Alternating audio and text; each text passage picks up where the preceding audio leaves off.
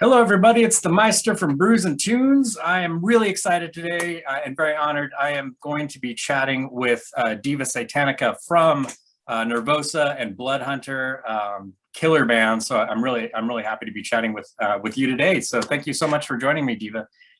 Oh, thank you so much. I'm very honored too. Thank you. Yeah, this is exciting. Well, why don't we start off first talking about this killer album. Just, came out back in January. So excellent album. I love it. It's fantastic. I mean, from the opening track, Venomous, it just grabs you and just slams you against the wall immediately. It's so cool. Oh, yeah. Awesome! Thank you so much. Yeah, I've been really enjoying it. So maybe kind of talk about like how did you end up in Nervosa? And then kind of maybe talk a little bit about the album and the recording process and the writing process. It was something completely unexpected to me because I was a huge fan of Nervosa. For me, it was one of the main references in the extreme metal scene. Almost the only band that I knew that was formed by women. And yes, Sicre sent me a message in the middle of the quarantine 1 year ago. And I was imagining myself in my pajamas, late at night. And then I took my mobile phone and I saw Sicre sent you a message. What? And yes, for me, it was like, oh my God, she knows that I exist. And she was asking me if I wanted to do a test, an audition for the band.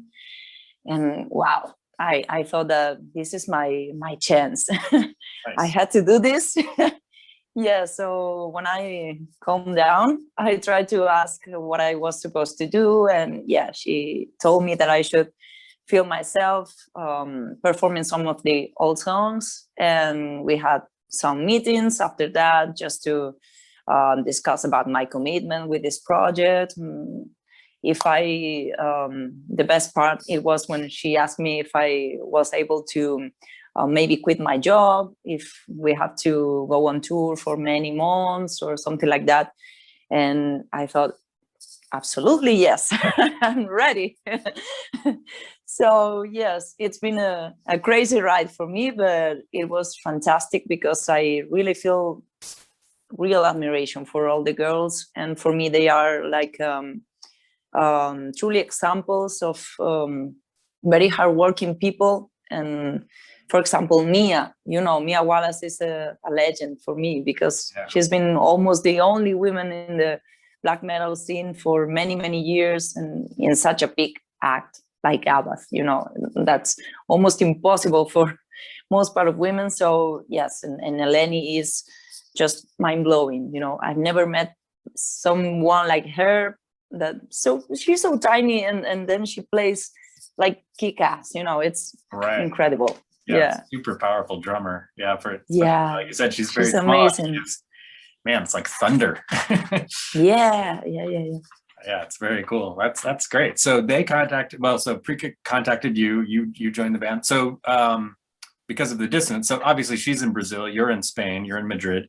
So was it all kind of video or did you fly to Brazil? I mean, especially with all at the time it was everything. I wish I could. Right? I wish I could because I've never been in Brazil in all my life and it must be a very beautiful place. But no, due to the circumstances, this pandemic situation, we just talk about some video calls and by the phone, and just texting and sending messages, and that was all. And it was the same for writing this album. The previous months of entering the studio, we spent like 3 months just exchanging files through internet, with Drive and all that kind of stuff. And it was like, hey girls, I have one riff. I'd like you to add your parts to this song and just share your feelings and your thoughts about this, or I have this concept, or would you mind to write some lyrics about something that you have in mind or whatever. And it was just like that, just adding files and then trying to build something up. And when we went to the studio, I think that was the first time that we really understand how this album was going to sound, you know, because it was like something very difficult to know when you're working with such a big distance from the others, and just imagine yourself how this is going to be really. And yes, it was amazing, because I remember the last day in the studio that Martin Furia, our producer, played the entire album for all of us, and we were like, oh, we made this. I just can't believe this. This is not me. Wow. So that must have been, I would imagine, somewhat difficult. I mean, having to not being together, you know, and recording your parts separately, because it was all recorded separately, correct? You know, because of the pandemic. Yeah. So yeah, when you say you're in the studio, you're basically alone in the studio. Oh, no. Were you able We to have get to together? write the album separately, but we fly all of us to the studio in Malaga, in Oh, Spain. Yeah, perfect. that was the Okay. best part, for sure, you know, great. because Excellent. Okay. that was the very first time that we all met together. So we had to learn how to live and how to work and how to know each other in 1 month. And it was an amazing experience, for sure. It was, wow, like magic, you know, because I really never talked to the girls previously in person. And for me, it was like, okay, I am here with these people that I don't know at all, but we are going to build up this band again, and we're going to work very hard for just winning this challenge. And yes, it was amazing, because they are all very open-minded, and everything was much easier than I expected. And yes, it was fantastic. Every time that I remember being there, it's like, well, I burst into tears. It's really interesting that you say that. Yeah, I mean, that was the first time, because I mean, you know, in listening to this album, it's, I mean, you know, to Perpetual Chaos, it sounds to me like, I mean, obviously you guys are all very, you know, you're all professionals, but it sounds like a very tight knit group of people that have been working together for years. That's what it sounds like. It sounds Wow. like, you know, a well-established band to me. I mean, it's very tight. I mean, you guys play really well together. So that was something important for us, you know, because obviously we were new to each other. We never worked together before. So for us, it was something very important. This was like, okay, obviously we are just starting again with this band, but we want to keep the essence of the old Nervosa, but we want to explore different paths and adding new styles, and just trying to play with new elements, to try to find something new, you know, because we all came from very different backgrounds. I mean, Mia comes from the black metal scene, Rika from the thrash. I have been involved in the death metal scene for the last years, and Eleni have been playing very different projects, as progressive, funky, things that really have nothing to do with metal. And that's very interesting, because when you put this all together and you just try to stay true to the essence of Nervosa, it comes this album. Yeah. Right? And yeah, it's very amazing how each song in this album has a different vibe. Obviously, all with this thrash vibe behind, but yes, you can find some Motorhead vibes, some Black Sabbath vibes, some Slayer vibes, and that's very interesting for me. Yeah, I agree. In fact, yeah, that's exactly what I thought too. I mean, it's cool because, yeah, there are these, you know, classic metal elements, and like you said, thrash metal, black metal, death metal, it's all there. It's like metal perfection. It's like, it's exactly what you want in an album, you know. That's, I mean, wow. When I picked it up, I was really blown away by it. You know, I've been listening to it nonstop since I purchased it, you know, months ago, you know, when it came out. It came out, I guess, last January, or this past January. So yeah, great album. And you've been really busy this past year, not just with Nervosa, but with your other band, Bloodhunter. So you guys re-released the self-titled first album, the 2014 album, remastered, and it's got cool, you know, live stuff on it. You also released a live album, live in Madrid, and then you've been doing collaborations. You've been pretty busy, so it sounds like a lot going on. I think that was my salvation because in these times, I think I will be going mad. It's very difficult for me to stay just lazy. It's very difficult for me. I need to have new challenges and try new stuff because I feel that I'm stuck if I don't try new things. And yes, for me, it's been hard. I must say that because I have my daily job. I still have my daily job and having 2 bands and all these things around like collaborations and stuff. It's been like, okay, I need to go to bed, but no, I can't. I have to finish this thing first. Right. Yes, and it's been exhausting last year for me, especially. It's been like, wow, I've been like doing interviews since May. I think that we announced the new lineup. We've been doing interviews like 4 interviews per day and having a daily job and 2 bands. It's been like, wow, I really need a break. And you write for La Heavy magazine too, as well, right? Or La Heavy. I've quit this writing for this mag for just take a break, because it's too much for me at the same time. But I really love to write reviews of especially underground bands and new albums that come out, because I think I learn a lot. Possibly I couldn't discover new bands if I was not doing this, because it's very difficult. Just open your Spotify account or YouTube and just watching a lot of new videos and stuff, and it's like I don't know what to choose. And this way it's like your editor comes and say, okay, you have these 5 albums to review, just do it if you want. And perfect. And it's a nice way of discovering new music. Definitely. That's great. That's very cool. Well, with Bloodhunter, let's talk a little bit about Bloodhunter. So how did you get involved with that band? I know you joined about a year after they formed, but that was quite a while back in, believe I may have the date wrong, 2009 I think is when you started. So you've been playing with them ever since. And that's for those that don't know, that's a Spanish kind of melodic death metal band. Really stuff, really cool stuff. Maybe you can talk a little bit about your involvement with Bloodhunter. Well, Bloodhunter, it was my very first metal band ever, so I learned all that I knew until nowadays with them, because my very first experience in studio, my very first live show, it was with Bloodhunter. And obviously all the things that I could learn during these years, it was because of this band. So for me, it's a very special project.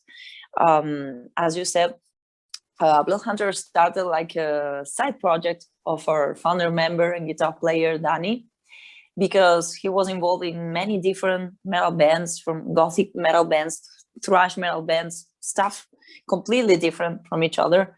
And he has some ideas that didn't fit really well with his projects at that time. So he decided to try to record some songs, and he was looking for another musicians to complete the lineup, but it was something kind of difficult because not everybody at that time in our hometown in the northwest of Spain, a very small city called La Coruña, was interested in the extreme metal scene.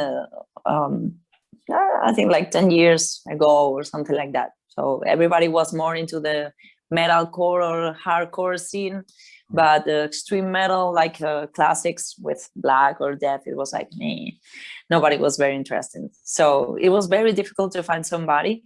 Even the first singer in Bloodhunter was a vocalist that was something more into Bruce Dickinson style and things like that. Yeah, so it was very nice because it was a completely a big change to the project. And yes, I was just trying to learn what could I do in a metal band, because I couldn't learn to play guitar. I couldn't learn to sing with clean vocals. And when I discovered the extreme metal, it was like, maybe this is my place, maybe I can try to learn this register and let's see what happens. So Danny asked me if I wanted to write some lyrics for one of their songs. And as I was very interested in occultism, philosophy, and stuff like that, I was like, yeah, really, yeah, I would love to. And I remember that I write the first song, the Bloody Throne, and immediately he asked me to try to go to the rehearsal room and let's see, let's try. And I was like, oh my God, I have no idea of what I can do with these lyrics. I never tried to sing with other people around me. And it was like, okay, go out to the rehearsal room. And then when I'm ready, I will call you and you come back. So please give me a minute. And it was terrible. I was singing, looking to the walls because I couldn't look at them. And yes, it was, I'm laughing now, but it was terrible, really. But yeah, that was the only way of learning. So yes, I remember that. And I really appreciate all the patience that they had with me at that time. Wow, that's cool. Was it, so I would imagine, based on what you just said, was the first live show, was that pretty stressful for you, or? No, really, because I always fantasize with this idea of myself on stage, surrounded by people. I really was dreaming about that for many, many years, but I didn't know that I could do this really someday. So for me, it was like, finally, yeah, this is my chance of trying to demonstrate that I will do this and I will be better someday. And yes, it was awful, absolutely, because I was like stuck like this on stage because my technique was terrible and I couldn't sing just freely. I need to grab the mic like this and just closing my ribs. And it was like all the time. Yeah. But yes, we all have a start, so that was mine. Nice. Speaking of your start, let's go back in time a little bit. How did you originally get involved in music? In my family, my father is a music lover, but he loves like Spanish folklore and stuff like that. He's not really attached to the rock or metal scene. He's very classic. So nobody in my family was interested in that. But I really had this passion for music because my father used to work in the weekends as a kind of manager for small groups in my hometown. So during the weekends, my mother and I came with him to these places, to venues and some small parties that were just organized by him and a kind of business with other people that he had at that time. And for me, just watching those musicians, preparing everything, just building up the stage, because at that time, people didn't have their own stage as nowadays. So they was like traveling in a small van and then going to the venue and just setting up the stage and the lights. And that was fascinating for me. I remember myself being very young and it was like, wow, I'd like to do that someday. Even being a different style of music, but for me, it was like they were performing classic songs, classic Spanish songs. But for me, it was very interesting to see how they could jump from, flamenco to pop music and then some rock. That was amazing. It was like, wow, these people can do anything. Yeah. And I think that was the very first time that I felt this passion for music. And then I remember when I was going to high school, I was watching TV and I saw one girl performing Living on a Prayer on a talent show. And for me, that was like wow, this is a new reality for me. Nice. How's that? And yes, after that, I remember myself going to the record shop every Friday after school just to buy some albums, and I have no idea of I was buying at that time, because it was like, okay, long hair guys, cool. This must be like rock or metal or something. Okay, I take it. Nice. And yeah, sometimes it was not very good music, but that let me discover different styles, and yeah, that was cool. Nice, nice. Is that when you discovered extreme metal? Was just by No, chance? Or no. It took me many, many years. I think this was probably when I was like 15, 16. And I think I didn't listen to extreme metal until 19 or 20, even, I think. And the very first time I got scared. It was like, why these people are yelling at me? It's like, I don't need this. All right. But with time, I think I got used to it. And yeah, I started to discover new nuances in each genre in the string metal scene. And yeah, it was like, wow, this is not only noise, this is much more than that. And yeah, I started to feel interested, and I tried to do my research, did my research. Yeah, and I was starting to discover more black metal bands. I was like very fascinated for the black metal scene of the 90s. And yeah, I read a lot about it. And yes, I think that was the first step for me. Cool, very cool.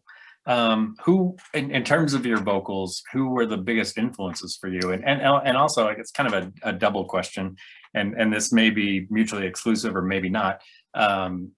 In terms of your vocals, and then also in your songwriting, who were your biggest influences?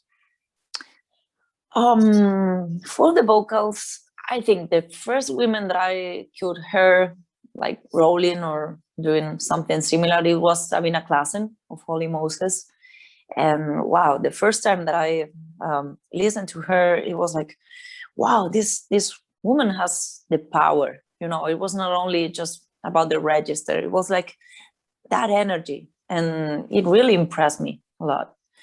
And the first woman that I saw on stage, it was Angela Gozo at that time with Arch Enemy. Cool. Yes, yeah, and wow, that was mind-blowing for me, because I was like 20 years old or so, and wow, that she was like the only one. I've never saw another woman performing like that on stage. So for me, it was like, wow, this is amazing. She's the only one, and she's fantastic, and it had a big impact in myself. Indeed, my stage name, it's because an Arch Enemy song from the old era of Arch Enemy with Johan Liba.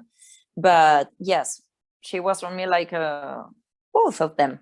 They were like the pioneers. And also Tristeza from Mastarte, that was like the very first women in having an all-female black metal band.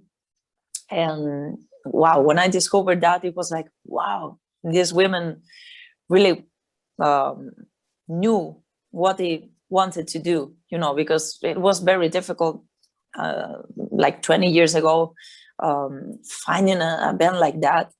And she was very creative. She wrote all the lyrics. She thought about the concept of each album. And wow, for me, it was like the main reference for many, many years. But for songwriting, I could say that Danny Fields from Cradle of Filth, for me, it's like the top, Okay, cool. That's poetry for me. Right. And maybe Fernando Ribeiro from Mushpo. It's another reference, because they seem to be like book authors. They're not like songwriters. It's much more deeper than that. And yes, I wish someday I could just even reach a little bit of that creativity, because wow, they are amazing. It's much more than just writing about, I don't know, fire and flames and social issues. No, it's much more than that. Yeah, very cool. Yeah, I agree. Yeah, there's a lot of poetry there. But I would say, you're up there. You're doing some pretty cool stuff. So, you know. Oh, don't sell thank you. yourself short. Yeah, you got some pretty cool lyrics. So, I've really Thank you. digging it. So you recently, and we talked about this a little bit before we started the interview, you recently did a really cool collaboration with Mantis of Venom. So yeah, can maybe talk a little bit about that, how that came to be, and yeah, that's pretty exciting. Wow, it seems not to be real. You know, for me, every time that somebody told me, yeah, I watched your cover with Mantas, for me it's amazing, because Venom was one of the first bands that I've discovered in the extreme metal scene. And I remember that I was just listening one over and over again, the black metal album. And yes, Countess Bathory, for me, it was like the very first song that I've listened from Venom. And yeah, it was like the hymn of my life for many years. I was obsessed with that song. I was a typical girl with my jacket full of patches of Venom and you know, all that stuff. Yeah, and yeah, Nervosa got a message from Jeff Mantas' assistant, Son Reed, and they were talking about doing this kind of collaborations as they did with Nergal from Behemoth. And yeah, I was like, Prika just texted me instantly, and it was like, you want to do this? Absolutely, yes. Nice. I mean, I don't care which is going to be the song. I just don't care. You know, for me, it's a big honor. And they are the pioneers in the extreme metal scene. They just started this. So yes, for me, it was huge. And yes, we just answered, absolutely, just let me know what you need. And we have like, we had some options different to Countess Bathory, but then Jeff Mantas asked me if I wanted to join him in their live shows that he was doing through Facebook, you know, like live chats with the fans. And so, and wow, it was like, oh yes, I liked you, but wow, I was very nervous. For me, it was like, wow, can't believe this. But he was very cool, and he's a nice chatter. Yeah. He has words for anything, you know, it's fantastic. And I remember that just he asked me, so would you like to do a cover for Venom? And yes, yeah, sure. Which song would you like to perform? And yes, I couldn't avoid it. So yeah, Countess Bathory.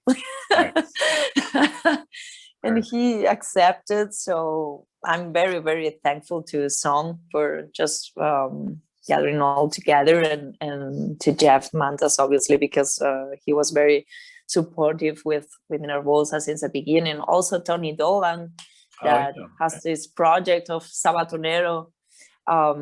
He reached Prika to perform another Black Sabbath song, and yes, they are simply amazing. I think that Nervosa in the past did a tour with Venom, and that's right. How they met. Yeah, so they are very close friends since then. And yes, I was in the middle of all of that, but I was very thankful. Yeah. Oh, it's very cool. So yeah, and in fact, I'll include a link to this interview so people can check it out. If they haven't seen it, it's awesome. It's amazing. I've watched it many times. I love it. It's so cool. You know, I was trying to find like a new register, because I thought like, man, this is Jeff Mantas. You have to do something very good, and it's not enough what you're doing with your band, so let's try something new. And I was like, one evening here at home, I was just trying to, okay, let's try something similar to the original song. And then it came this kind of voice between the cleans and the guttural growling, and I sent it to Prika just to ask, do you think this is okay, or this is bullshit? Just let me know. And she was like, yeah, do it, because it's different and it's something new that you can show to the fans. And yeah, that was it. It's funny you mentioned Sean Reed, who set up the interview. So Yeah. hopefully I don't get in trouble for this. He might get mad at me for telling you this. So he sent me it was just your vocals, and it was just like a snippet of your vocals before it was put with the music. Oh yeah. And when he sent that to me and I heard it, it was like, holy shit, this is Oh. amazing. And when it was with the music, it was like, this is fantastic. It was, I love it. I'm hoping that he, Wow. you know, I'm hoping this gets put out on an album or something, you know, eventually, because it's great. It's really cool. Wow. Yeah, and I was so maybe you guys- nervous. Oh, You know, when I sent the song to Sean, it was like, oh my God, I hope he like it. it's great. It's really cool. Yeah. Thank So you. hopefully you'll do, you know, and I don't know, maybe do you have any other collaborations in the works, or you know, with other people, or is that something you've ever thought about doing? You know, I've been working with a lot of Spanish bands from the underground and big bands, but mainly in Spain and Latin America, like Mago de Oz, that are some big name here in Spain and South America too. But as for the international scene, I had the chance to join Camelot on stage at once here in Spain. Yeah, and that was, well, it was not for the growling parts, you know, because Lauren Hart was there and she's more than brilliant and amazing. And it was a big honor to share the stage with her too. But for me, it was like, yes, it's Camelot. I will do anything that you ask me to do. But I had to do the clean parts, and I was very nervous because it was a very big venue, full of people, you know, and it was almost my second time on stage trying to sing clean. And I was nervous as hell, but I have an amazing memories from that day. I remember, indeed, Sabina Claassen invited me to join her on stage at one festival in Portugal many years ago. I was entering the backstage like, Sabina, I love you. And she was like, oh, good. So do you like Holy Moses? For sure, it's one of my favorite bands. So do you know the song Too Drunk to Fuck? Yes. Do you want to join me on stage? And yes. Nice. Yes. It was like, oh man, I'm going to forget all the lyrics, you know. I was shivering, you know. And yes, I think I did something with Night Rage also when they come to Spain. And yeah, it's been almost one and there, one thing here, one thing there. Cool, very cool. I was with, you know, living in Spain. Is there a large underground metal scene there? And I apologize for my ignorance. I don't. No. It's completely normal, you know. Yeah, I mean, this is a very small country, and things are very different from one place to the other. You know, in the north of Spain, we don't have a very big scene. You know, there are some shows, some international tours go there, but mainly they go to play in Madrid and Barcelona, and that's all. So Madrid, I should say that it's the main center for anything, and that's why I moved to here from my hometown, because I was committed to do something to get involved in the music scene. And that was the only way for me, because it's very difficult from the small bands here in Spain just to outstand. You know, the record labels don't trust you because we have that image of being kind of lazy and not very professional. And sometimes it's true. Yeah, sometimes it's true because people just have other priorities. You know, they prefer to go on holidays with family or go to the beach, or I don't know, then instead of going to the rehearsal room and spending there like 4 or 5 hours, or just working for something to make your project better or whatever. And yes, I think the center of everything would be in Madrid, because before COVID, before this pandemic situations, we had like maybe 4 or 5 different live shows at the same night in the city. So you were like, okay, from 8 to 9, I go to this place to see this band, and then from 10 to 11, I will go just there. I hope I can be there on time. And I'll try to see this other band. And it was crazy. You know, when I moved to Madrid, I couldn't afford this because it was like any single night I wanted to go to see some live show. And it was fantastic, you know, because I discovered a lot of underground bands, and it was very important for me just to learn about the live performances and how people just do their shows. And yeah, it was very interesting for me in the beginning. That's very cool. That's very interesting.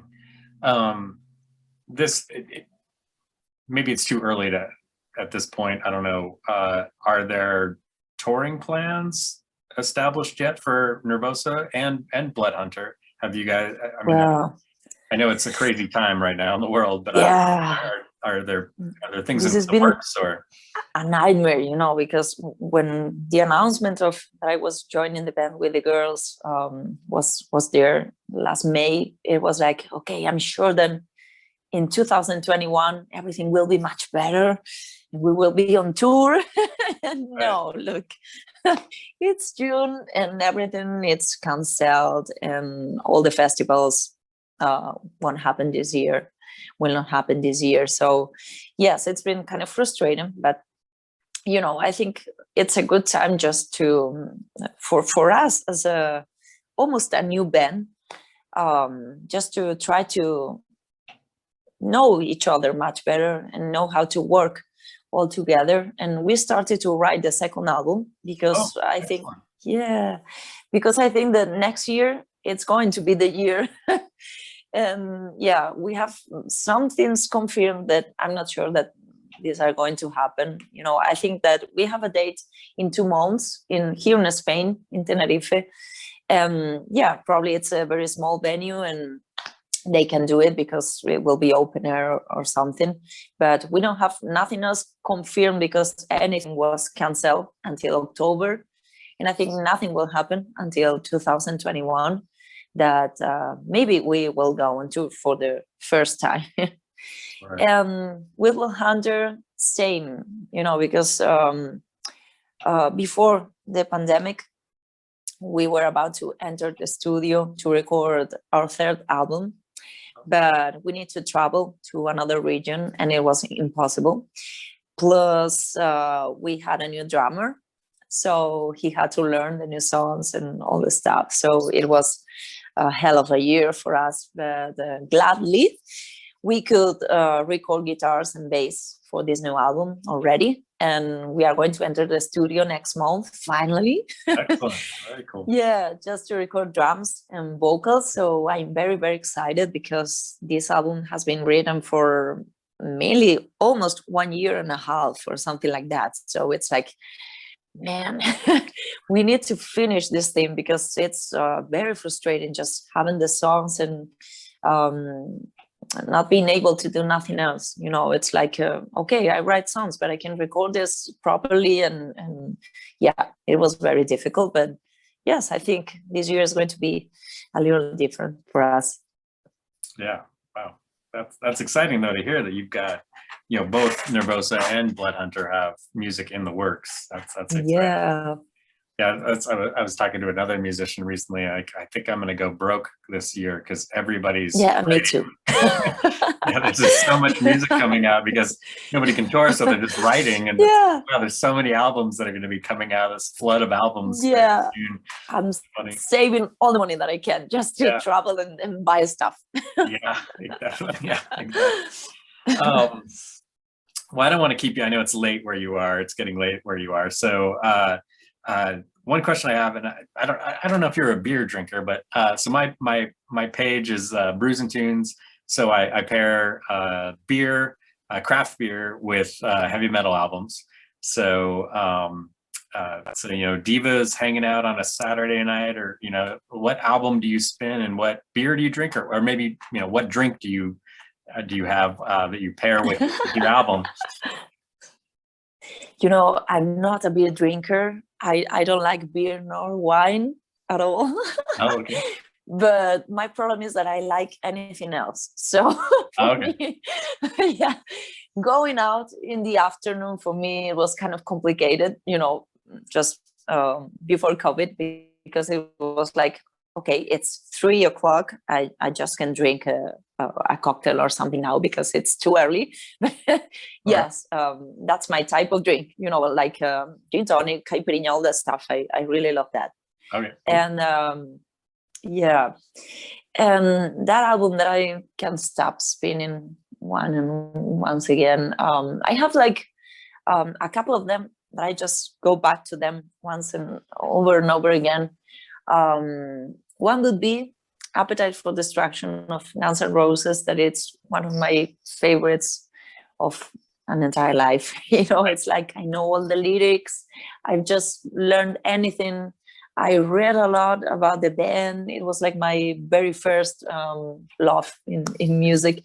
And yes, for me, anytime that I have something happen to me, good or bad, I just go to this album because it's like my life. Nice. Yeah, and the other one would be probably The Satanist of Behemoth, because yeah, for me it was like Evangelion was something quite different from me, but this album was like the point of inflection. Something was very different from the past albums. And yes, I remember that I was attending Hellfest. I don't remember the year, but it was the first time that Nergal was playing there after being sick. And I remember that they was starting to playing Blow Your Trumpets, Gabriel, and it was like, wow, this is perfection for me, and every time that I listen to this album, it gives me goosebumps. It's like I can feel it. It's something that I just can avoid, and something that just comes to me. And yes, it's an entire experience, when you listen to that album. Yeah, that's a fantastic album. I saw them open for Lamb of God a few years ago, and they opened with Blow Your Trumpets, and it was just wow. Yeah, mind blowing. It's very powerful, very bombastic. I love it. Yeah, and everything, just the whole performance there. It's like the whole experience. I just bought the tickets for the live streaming some months ago, and it was like a movie. Everything was much more than a live show. It was like you have some performances of artists and a lot of fire, obviously, and the lighting. Everything was perfectly designed for that event, and wow, they are just fantastic. Nice. Yeah, I agree. That's very cool. Well, this has been great. I'm really hoping that we will, especially here in America, I'm really hoping that Nervosa will be here soon.